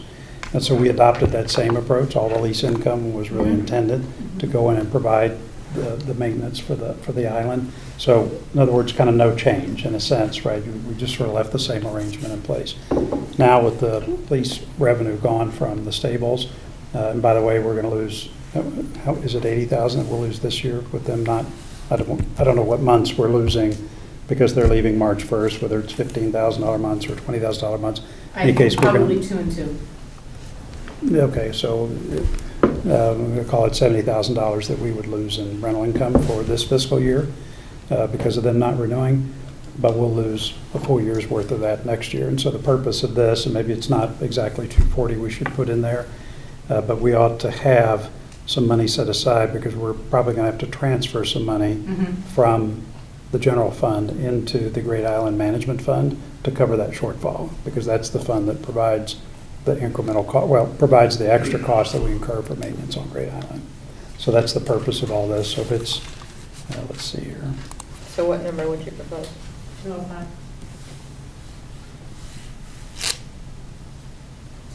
Is that enough? Yeah, well, so 6 months at 20,000 a month and 6 months at 15,000 a month is 210,000. So 210 instead of 240. Kind of a placeholder, but that's exactly the amount of revenue we would have had, and the costs for maintaining the island are about what we're getting in terms of rental income. It might need to be a little higher than that, because keep in mind, we're losing not just the stables, but the one apartment that they're vacating. I don't know what that cost No, is per month. that's figured in, but we have one other tenant that's on the fence, Okay, and we'll know this week, so, But that will also help.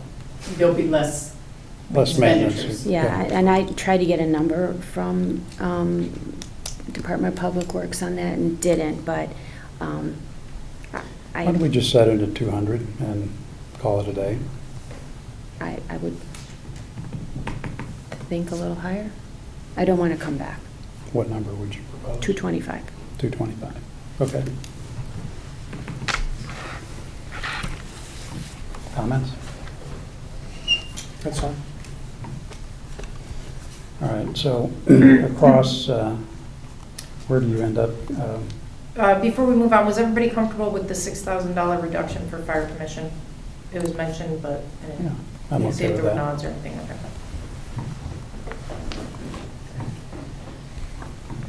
So you have added to the expenditure budget $56,464. And then with the revenue decreases that Kate mentioned, overall it's an increase of $161,464 to the taxes we need to raise for Board of Selectmen operations. Okay, I have one idea on raising revenue instead of cutting revenue. And I'm not sure if this would impact our budget, but we have about 3,000 tons of recyclable waste that we will now be paying $75 for. And Ed has it penciled in that we charge $45. And I understand his thinking that he doesn't want to discourage recycling. But I really think that if we are paying city, or we're paying Stanford $75 a ton for recyclables, we should be charging tipping fee of $75. And that's about $92,000 difference.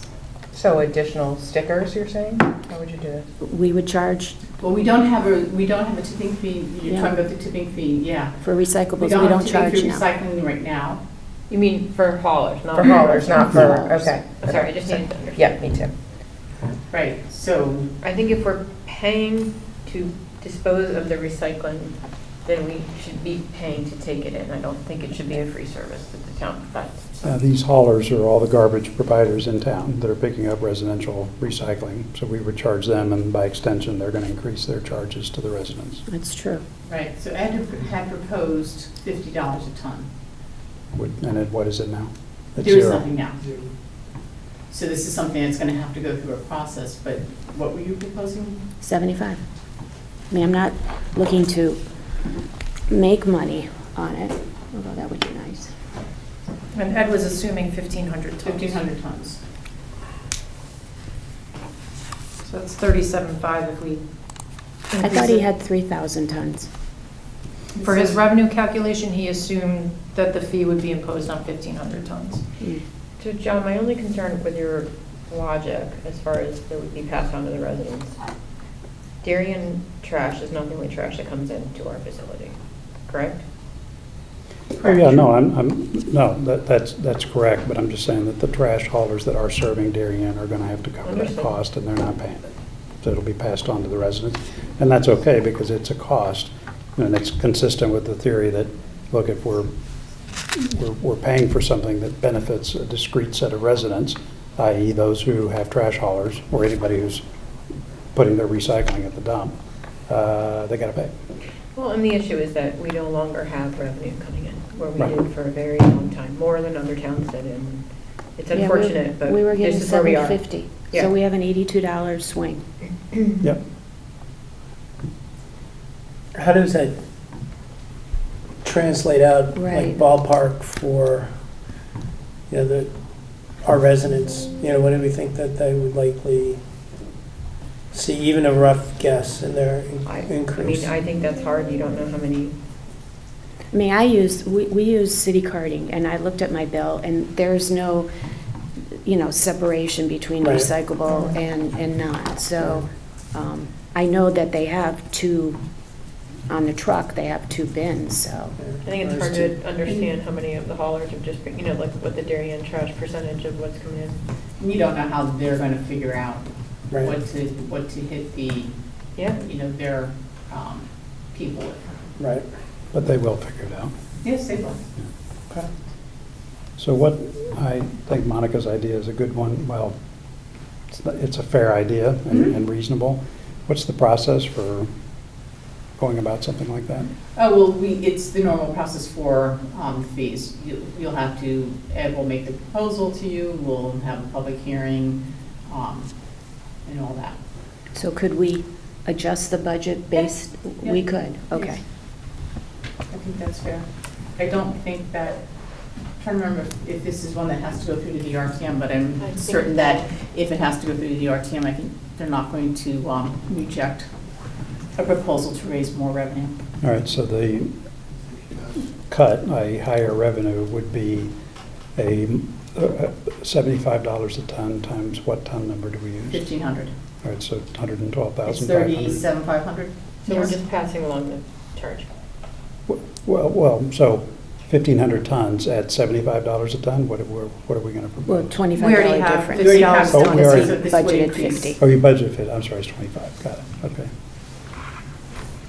Just out of curiosity, if there's no ordinance associated with the addition of the tipping fee, I think one of the things that the RTM has done is that when you approve your budget, which has a series of fees embedded in it, once we approve your budget, in effect, we've approved any fees that you might have increased during the course of the budget cycle. Okay, But we did go to the RTM with the tipping fee increase. we did, yeah, we did. Well, let's get a proposal from Ed Yep. to add that incremental amount.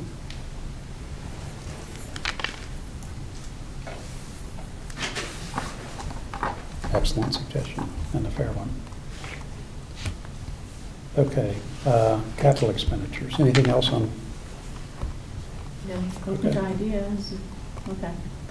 All right, so then, I went down through the list of capital expenditures, and I looked at things that, something that, could we delay it with, lower moderate risk? And were there things that would be good candidates for the ARPA funds? And, as I said, I had identified some funds in ARPA that could be reallocated. I've also asked all the departments to review their projects, where they stand, and get back to us on how much can be closed out And if it's not gonna be closed out, when are they gonna actually do the project and finish it? So, we're collecting that, but I've already identified over $300,000 that, in ARPA that could be repurposed. So, thoughts on here, and you see the notes that say they might be targets for ARPA.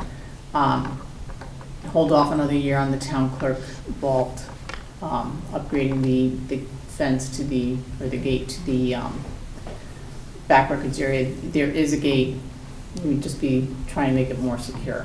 I'm sorry, is this town clerk vault, is that cutting the cameras, or what do you? No, we weren't gonna do cameras in there, we were just going to do the, upgrade that fence in the Right, back, okay.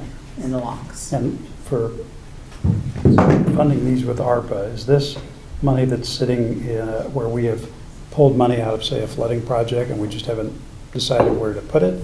Or, because if you're going to fund these out of ARPA, that's fine. The question is what are you taking the money out of? Oh, there's a number of places. I mean, there's some things, the projects that, for example, the signage project in town, we're about done with that, and we're There's gonna money have left it. over. Pardon? There's money left There's over. money left over. Right, because Jack had mentioned having a sit-down, and he's got some ideas as well. Okay. I'm in favor, I mean, say something as we go through this if you disagree, but if the three of us or anybody who's interested could sit down and just go through that ARPA list, maybe this week if you've got time, let's do that. Yeah, and like I said, I've got department heads, I'm, verifying some of the numbers that I'm not sure of with them to come back and say what can be legitimately That's a closed good out. idea. Yeah. So as soon as we've got that, I'll call you and we'll have a Yeah. discussion about that. Okay. The other thing associated with that is there's some things that have been approved, and I had a conversation with Jen. I know everybody's busy and they're doing a lot of work, but it'd be nice to get the RFP out for some of the things that we know we want sooner rather than later, so we know what the actual price is. Mhm. And there are some things that we are just going to have to, where they're not contractual, we're just going to have to cut them off at a certain point this year. But anyway, the next two pistols and the rifles, I really don't want to cut them, but if we were going to reallocate ARPA funds, I think those would be good things. When I looked at for ARPA funds, there's something that we can buy and be done with. I like that. I'm good with that. Yeah. Okay. I think those are all great. Same Along with thing, the hoses. the hose, Yeah. yeah, the hose replacement, that would be cutting their allocation by half, and to consider doing that with ARPA funds. Same thing with the turnout gear. So two things there. I mean, you could go with ARPA for the whole thing, or just reduce the amount of sets we buy this year. Converting the pickup to utility, I really would prefer that we do this project because it will help extend the life of the vehicle we have now. But it's not, if we don't do it, that vehicle's still gonna last us a few more years. So should we decide on these as we go? Yeah. Okay. Yeah. I think on the rotation gear, Kate, I like your idea of going to 7. I think that's a good start. Yeah, Good I agree. way, Yep, right? yep. Right. Go to 7 and consider ARPA. Right, both, both. Mhm, Both, Yep. okay. Yeah, that pickup truck, the utility, the next one for 17,000, I would, the lightening of that truck to extend its life was a pretty compelling reason to do this, and it's not that old, so I think this is a good idea, and if we can fund it out of ARPA, I think that works well. New sidewalks. I support sidewalks, I do too. sorry. Me too. And we don't do new sidewalks every year. Perhaps we do them every other year, but I'm not even sure about that. Okay. Do you want to leave that? I want to leave them. Okay. And I support the gym Delay the gym resurfacing. It's not much money. And it's something they wanted to do for a while. They use it all the time. Nature Center driveway, I think it's a high risk to delay it, or moderate risk to delay it because it is not in great shape, but, I agree. I went to look at it, it's horrendous. Yeah. Yeah. I mean, it's so bad, I didn't want to park my car there. And I think it has a sinkhole, which, It does, that's why, right, right. which only is going to get worse, so. Yeah, I would. Keep we can't that. cut that. Yeah. the rock wall for $9,000. Refresh me? It's also in Cherry Lawn Park. It's a, like a small wall. It's rock. If you go into OpenGov, I think there are pictures of it associated with the budget.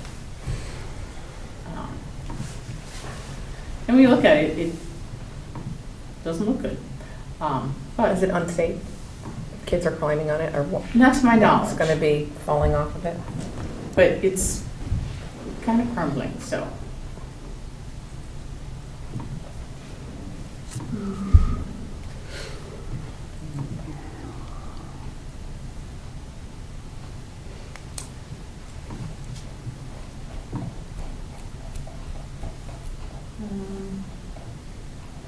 Yeah. That's at Cherry Lawn as well. It's at Cherry Lawn. It's. I'm just trying to find There you it go. under perks. You might have Oh, man. Yeah, that's it. Oh, I mean, where you is have to that? look at it this way. Where is that? Oh, that's bad. Oh, there we go, okay. Yeah, do that.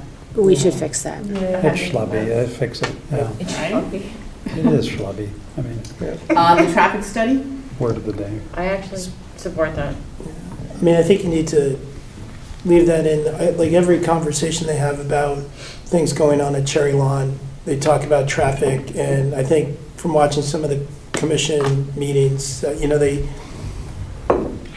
consider anecdotal knowledge of, or reports about how busy or not busy it is, so it's probably money well spent as we consider, you know, programming there to have that study. My only caveat would be that the study takes into account different days.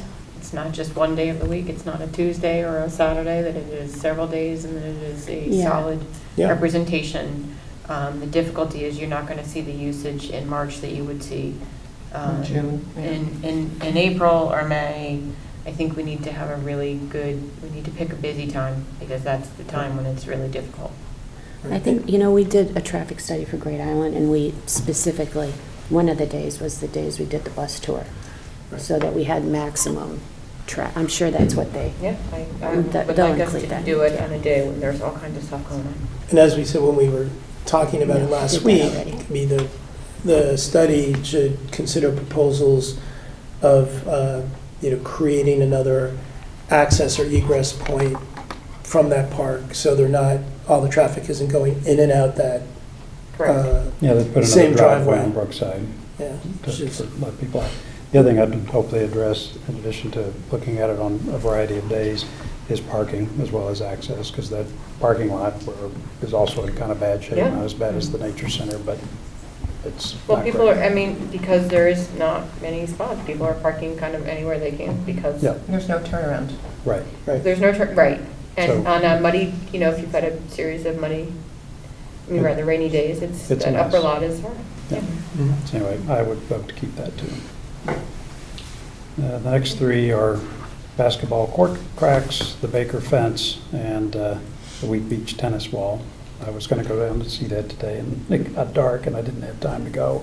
I went. Did you go? Yeah, I went, and I'm a big tennis player, and I've spent a lot of time hitting against the wall. But I'm sorry, what was that? Because I didn't have anyone else to hit with. Editorializing. Okay, all right. And it does help your game, but I'm not sure, I guess I would want more information on the 135. Yeah, and Jim reached out to the vendor who had given Pam the estimate for a more formal estimate, but he has not sent anything, so I don't think he's heard back from them yet. So there's the wall, and then there's the Then two the courts. Yeah. So I don't think first, both courts, both surfaces need to be. I don't think the wall is that heavily used. And I think when we think about priorities, if we're going to put anything on the back burner, this is a I'm really, not comfortable spending any money on the basis of an email estimate. and a big number, so. Okay. So delay that one, or We're just going remove to it? keep that I cut. mean, Keep the cut, keep the cut. I'd love to see. Okay. What about the basketball courts and Baker fence? I support, I'm just trying to understand why the basketball cracks happened. I don't understand. I don't know how old it is. It is not that old. Years. It is just like 3 years old. Yeah. Right, so if it's 3 years old, I'm sure there was a subsurface that was put down, I want to understand, so we don't have the same problem 2 years from now. But I think, Jim, I think he did explain that this number is pretty high, but it's based on some better technology. I hope so, yeah, I just don't want to be sitting here 2 years from now. Yeah. Well, like, Don't let him work, right? I mean, I think the problem is that we're on notice that there are cracks. I think we need to fix them.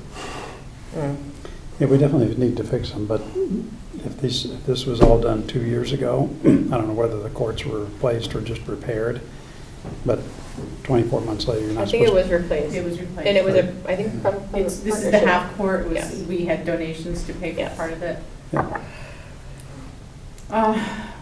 I support getting it done, I just want to understand what happened so it doesn't happen again. Yeah, especially if this vendor is replacing other courts. We need to stop and say, let's take a look and see what they're actually replacing the courts with, because we're having to redo them every 24 months. That's not working. So how's this, how can you cut it? We'll consider that for ARPA funding if you get the right information. Well, we have to fix them, I mean, because we're on. to Right. I Mike's mean, maybe point. it's a patching thing as opposed to complete, replacement, but those courts are used when I'm over there and it's summertime, I see, Yeah. kids over there using it, and It's if there are worth the cracks, But they need to be. it'd be great to know from Jim or Sandy, who runs our parks, like, what's his view and why is there a problem like this? And going back to the tennis, I'm not saying cut it. I'm asking for more information. There are cracks there too, so I'm not sure, definitely from a safety perspective, but I don't understand how that number was arrived at. Well, and do you feel comfortable putting that number forward to the Board of Finance without? Which number are we talking about? Are we talking about the basketball or the tennis? We're No, back to tennis. Talk about tennis. We're back to tennis. I mean, it's an email, I'm sorry. Well, we're going to be finalizing tomorrow, so if we had additional information, that would help. I don't know that I we're might gonna be get. able to give you a little bit of information. The reason why the backstop, at the tennis is expensive is because it's the post tension, so that it won't crack like the asphalt at the basketball court. It's expensive. Yeah. That's what the tennis courts were redone, replaced, rebuilt at Jerry Lawn. That's the technology. So I think you with can this, you can fix the asphalt and it's gonna crack again. Okay. It's Well- expensive because that's the technology that makes you not have to replace and fix cracks. yeah. Adele, do we have to do both? Both sides of the wall? I really can't give you an answer on that. I would guess that that's the whole thing if you do it. Yeah. I know, I think that's the issue, we don't know, we don't have a breakdown of costs, we don't have an estimate. All we have is an email. There's a little email that says it should be around 135, and I think that's based on what Cherry Lawn, the numbers for Cherry Right, Lawn but- were. I hear you. yeah, I just wish there was even a breakdown of, we could say, okay, maybe we'll support doing this work now and this other work later, and, if we had fleshed out costs, I would say maybe we should do it, but maybe we'll do it under ARPA. This is the problem, I don't know, if it's 135, maybe it's actually 175, I don't know, maybe it's only 75, I don't know. And I think I just wish it was fleshed out. Okay, could you just make sure in the minutes note that Jack has made some contributions and Adele, just so, because they didn't identify themselves, which is fine, but maybe in the Oh, minutes that there was Adele Conniff, some the, commentary. Oh, I wasn't RTM asking you. Park No, we know, we know, I'm just- yeah. Why not? We For the appreciate- record. No, we appreciate For the your record. Yeah. contributions. All right, so what we're going to do is keep the basketball repairs and put that in ARPA. We'll keep the Baker fence, do that Yes. out of ARPA, but we're going to cut the 135, correct? Well, unless we have additional information. By tomorrow. Okay.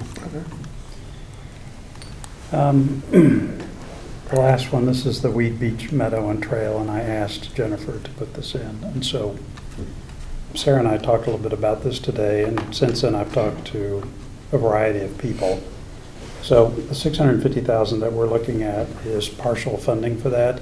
There's the other $350,000 that comes from the Darien Foundation that they have offered to put up to help fund the development of Weed Beach. And just to review, this is the the old Short Lane project, where the Board of Finance, when I chaired that board, we approved that, and this has been 8, 10 years ago, it's been a long time ago. So the issue with all this is that this number was determined as kind of a placeholder. In other words, what the town would put up in order for our contribution to be 2 times what the Darien Foundation had offered to put into the project, which was $350,000. And so that's where the $650 comes from. It's not really based on estimates for the project or exactly what it would cost for us to do that. They're not ready to do it or to have that estimate, partly because Planning and Zoning just approved this. This was only approved in January. And so if they were to put out something for this, they were not going to have, without an approved plan from Planning and Zoning, there was really no way they could go out and cost the project because they didn't know what sandbox they had to play in, if you will. But now that that approval is in place, they're in a position to do that.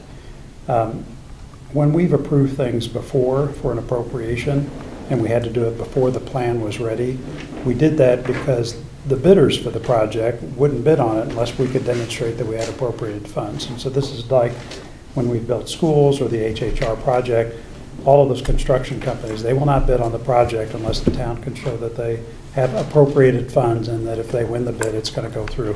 They don't want to have to bid and then wait for RTM and other appropriating approvals. This is not the case here.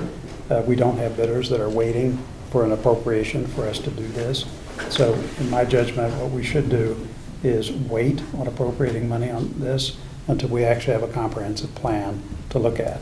I would compare that with what, for example, Craig presented on this planning and zoning application for the entrance to Great Island. If you read through the memos and materials that they've submitted, every last box is checked. I mean, this is flooding and soil erosion, and all of that has been carefully and meticulously analyzed with a concrete proposal right next to that. There's nothing missing from any of that. I think for something that's going to be just as expensive as 23A, that project and the people who are interested in it deserve the same level of care and planning. So we're not saying we're not going to do the Weed Beach project. I look forward to speaking with our friends at the Darien Foundation and asking for their patience in awarding the grant to support us with this. And hopefully they will, because they'll be able to see that the $350,000 that they've offered for this particular project is going to be against a robustly developed plan. I'll also note that there's a few things in there that I think as a board we would reasonably want to see covered in a lot more detail. All the same things that were covered in the 23A proposal. So this is flooding and flood mitigation, the plantings that are going to be used, things like soil erosion, and a lot of other things that we just have not even begun to scratch the surface on with regard to Weed Beach. I recognize that Weed Beach this has all been teed up for an awfully long time, but what's been teed up is getting us to this point of approval with planning and zoning. Now we're in a position to develop a plan against the sort of standards of completeness that we saw with 23A, and we've come out on the other side. What we're going to be voting for is an appropriation to cover a specific cost against a plan that everybody can look at and say is complete and correct. So my recommendation is we cut this for now and then invite Parks and Rec to get busy. I don't mean that pejoratively, but to really start the hard work that's going to be required to get a plan in place that we can appropriate for. We did recently receive bid specs from Weston and Sampson, who we had hired to develop those, and they were delayed because of needing to incorporate anything from planning and zoning, so I haven't had a chance to go through them yet. But we could be putting this out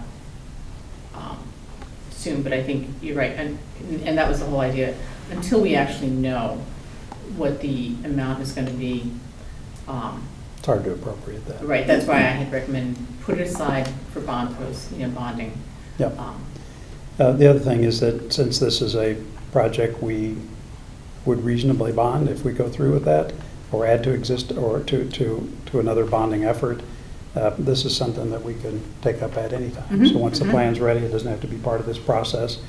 We can take it up when those guys are ready. But I would encourage us to develop a plan that's got the same level of completeness here that we have with 23A.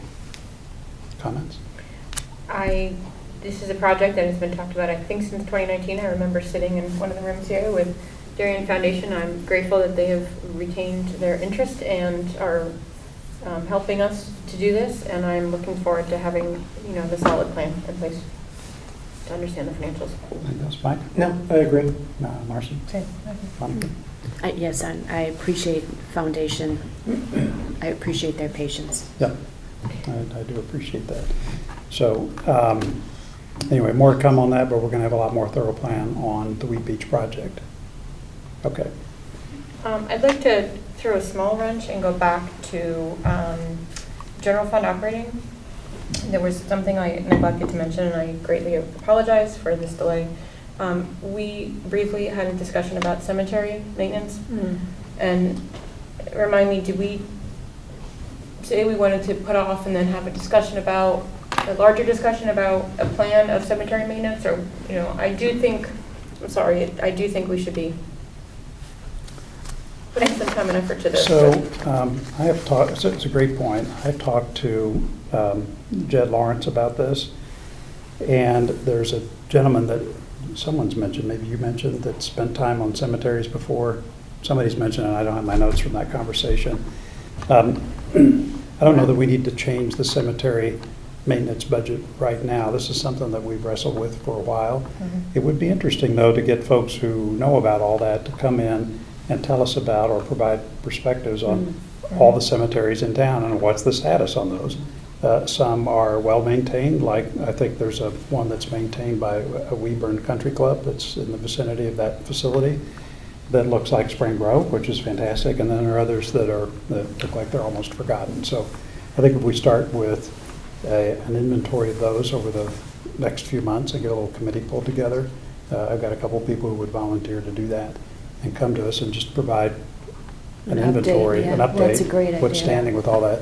The other thing is that we might be able to get some private partnership funding for that, for folks who are interested in all that. There's lots of genealogical societies and others that would like to see properties like this maintained. So if we did a little campaign associated with that, we might be able to raise money privately to help us with that endeavor. But I think once we get the cemeteries to where they're all serviceable, if you will, because that might require a fair bit of maintenance work up front, then it's just having a maintenance budget in place where we don't have to have this conversation again that those properties are maintained.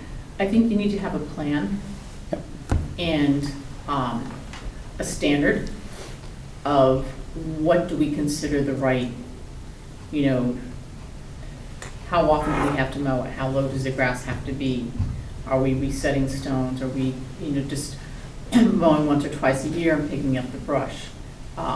And once you have a plan of what you're going to do, then we could actually take the money we have and put together a bid and hire somebody to. I think that's great. I'm not qualified to say I know what Arlington looks like, but I'm not sure that's what we want to do here.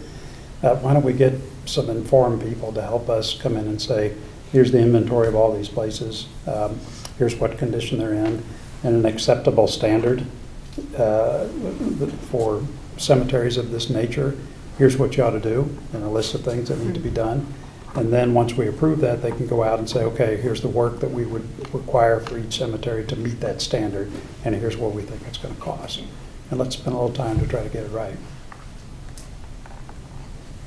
Thank Um, you. I think it needs to be addressed in a thoughtful way, so however we get there as judiciously as possible. Thank you. No, thank you. What else, anything? All right, I think we've been through that full list. There was one last one there on reserve for capital non-recurring expenses, revenues, bond proceeds. That's just the other side of the Weed Beach Meadow and Trail. Ah, So got it. there's Thank you. zero tax impact Got it. because Kate had assumed bonding. Yeah, so that's another thing to just, this had already been taken out because we had assumed bonding, but by cutting Weed Beach right now, what we're saying to the Board of Finance is we're not recommending that for now. At all. At all. Right. So it's not only, we're not going to fund it, we're not going to recommend it for bonding, we're not going forward with that until we have that plan. Okay? I think that was it for the cut list. Well, that was the end of my ideas. Yeah, so Open to hearing yours. I've already had a chance, because I'm here all day, to put mine in, so any of my colleagues have anything that we've missed or something you'd like to consider? No, I think that's rather complete, and that was a good byproduct of our conversations over the 3 evenings last week. One cut that you had, Kate, that Sarah and I were talking about was the leaf blower for Parks and Rec. Do we want to Yeah. put that back? What do you think? I would support it. I do, I support it. Yeah, so, to review, this was the, it's a leaf blower on a, About $15,000 stand-on leaf blower. it's a stand leaf blower. They're noisy, but one of the things that these things do is that, and having seen guys come to my own yard to do this, it makes leaf blowing about a 5-minute exercise on my yard. I mean, it's like that. The amount of material that you can move with these machines is significantly more than the guys with the backpacks. And so if I think about this from a noise reduction standpoint, it's the same amount of noise, but it's a lot faster. And so at least Parks and Rec is going to be making less total noise, because I think this will speed up their work. And just having spent some time with the folks working on a noise ordinance, it occurred to me that this would be a way to speed that work up. Yeah, that's where I'm thinking is, we're creating a noise ordinance and we're budgeting for another piece of equipment that creates noise. So I think I would want to hear a little bit about how much of a reduction we're having with the other smaller. Well, so Municipalities are exempt. I know they are, but if we're asking our community to support this, we should do what we can. So I just want to make sure that we're actually net cutting the amount of noise. well, because the noise reduction is going to come in a few flavors. It's going to come with changed hours of when you can make noise like that for both town and residents, as well as landscapers and others. It's could come in the form of periods of time, like the summertime, when you just can't use this type of equipment. Maybe you limit it to spring and fall, those types of things. I don't know of any municipalities who've said you simply can't use leaf blowers. I don't think anybody's cut those out. Westport did. Yeah, Rakes only? Yeah, no. No gas powered. No gas-powered leaf blowers Electric, at yeah. any time, Yep. all year round. Okay, well, Even personal. even personal, I personally am not supportive of that, right? I get it, and I'm much more, as I've told a few people, very much in favor of being a fast follower on technology and regulations. So if the federal government comes in and the state government says, you can't do that anymore, we're right behind them. On something like this, I think it's much more important that when we get the technology that allows us to, there's an electric leaf blower that's a lot quieter and produces a lot less pollution. I think we would quickly adopt all of that, but I don't think we need to be a leader or trying to get out in front of folks like that. I have to think My too, judgment. with the stand-on blower, it's just a better impact on the body of our employees than having to carry the carry-on backpacks. Just like more long-term, Yeah. having And I think something it's not better so for their heavy. ears because the engine is not. I would think. I mean, Yeah. Anyway, so you would not support restoring this? Or what- No, I was just throwing that out there, No, that I we, agree. we have a noise ordinance and, Yep. and we should be listening to that. See what I did there? That was, yeah, that's good. So, No, Not bad. you know what, I will Very take, fine. I didn't see this as something that we were discussing, so I will Think take a about look at this and come back tomorrow. Okay. Other comments or anything else we need to address? Can I ask a question on the invasives $5,000 cut, which is the second cut to the invasives budget? Does it take it down below what the current budget is? No, it's still an increase. Okay, It's an increase over the current year. okay. Just making sure. So we did reduce the rate of the increase. Okay. Thank you. Anything else on the budget tonight? I do have a question on the invasive. Since they now have a machine that supposedly is doing the invasives quicker, does that not give them more coverage? I mean, that was one of the things that we funded out of ARPA. So I'm assuming that even though their dollar amount is less, they now have machinery to be more productive. That is a good So point. they may actually be Yeah. able to take care of more than what they were doing with us. In the same amount of time. Yeah, terrific, that's Yeah. great. Yep. All right, let's hope for that. Okay. Okay. All right, so the purpose tonight was to go through kind of our overall cut list. What Jennifer and Kate will do tomorrow is to assemble all that information, and let's take a look and see what our final totals are. There's a couple things we'll check on. The leaf blower, we'll think about all of that, and maybe one or two other things, but we'll try to finalize that and then have a vote on the budget tomorrow night. And that vote for our budgets is what we'll transmit to the Board of Finance. Yeah, Great. so the follow-up to the Darien Fire Department, I had said to him, it was the thermal cameras, and, The hose? no, it wasn't the hose. Oh, it was the HVAC, the system, the heating and cooling piping replacement. So I don't know if you want to think about those as, since we didn't get any information, if you wanted to think about making any cuts there. Oh, we have already cut Darien, so Okay.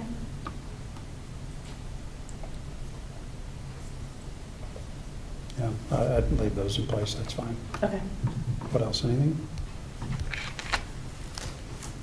Okay, I have nothing else. all right, the only other thing, we had agenda review that I didn't cover before. Anyone have anything for future agenda items?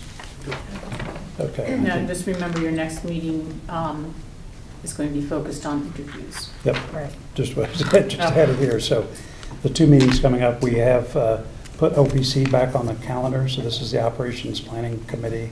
I think that is for, I'm sorry, I don't have the date in here, but that meeting is going to be by Zoom. And I don't have a date. I'll see if I can find it while we're talking. But we will get that back on the calendar for this month. And as Kate said, we're going to have, as an experiment, the February 26th meeting is going to be executive session only. So we'll convene that meeting, but it's not going to be televised. The purpose of that is solely to start to sort through a very long list of reappointments for members of various boards and commissions around town. So we'll focus that meeting on clearing that inventory and just run this as an experiment. So that's all I had today. Anything else? Very good. Motion to adjourn. Sarah moves, Marcy seconds. All in favor? Great. We are adjourned. Thank you.